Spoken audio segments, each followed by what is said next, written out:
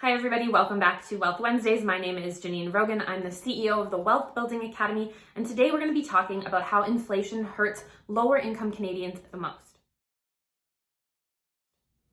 Now, we've seen a lot in the news over the past year in terms of what inflation has been. It's been between 6 and 8% here in Canada, and a lot of us have felt that inflation very close to our hearts through spending at grocery stores or even on goods and services that we buy on a weekly or monthly basis. Many employers have increased their prices without thinking about the economic impact it has to those that are most vulnerable. When we look at some of the benefits afforded to the lower income Canadians, we can see that many of these are not actually indexed to inflation.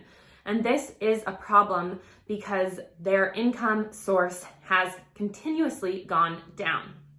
Now, when we might increase something like AISH, which here in Alberta is for those that are on disability, if we do increase that by an inflationary metric, let's say 8%, we aren't actually taking into account the cost that these people feel the increase of inflation by. What I mean by that is if you think about inflation from a perspective of a basket of goods, which is traditionally how we would define inflation in economics. This basket of goods might see an increase of 8% in the costs associated with it. However, these costs go up by 8%. That isn't necessarily 8% of someone's income. It is just relative to the cost of the actual item. So when we look at our lowest income individuals in our society, that 8% increase in the cost of groceries, for example, might not be 8% to them. It might end up being 20 or 25% of their total income on a monthly basis.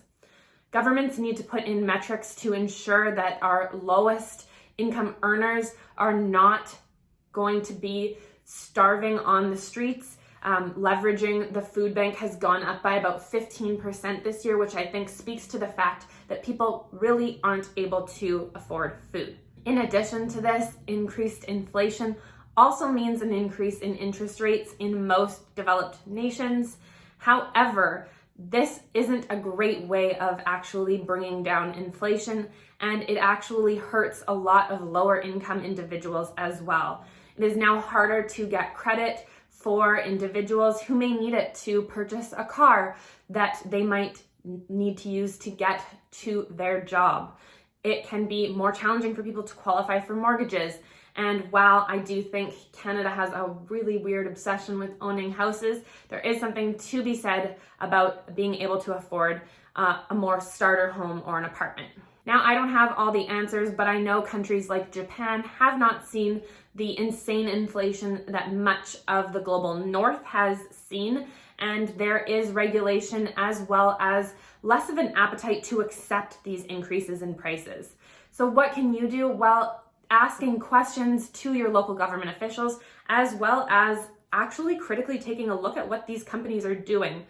We have seen astronomical growth in some of Canada's grocery stores this year, and I would argue that seeing an increase in 40% of your profits, like Loblaws did this past quarter, is not a reflection of your costs going up in conjunction with the price that you're actually charging for these items. All this to say, inflation is hurting all of us, but it does hurt the lowest income individuals the most, and as a society, it is our duty to ensure that we're lifting up those that are in the most precarious positions, because they're usually single mothers with children.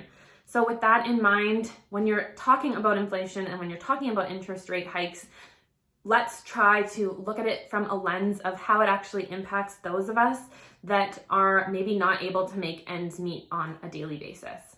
If you enjoyed this video, please give it a thumbs up and subscribe to my channel. And if you have any comments, questions, or thoughts on inflation, please leave them in the comment section below, and I will see you next week.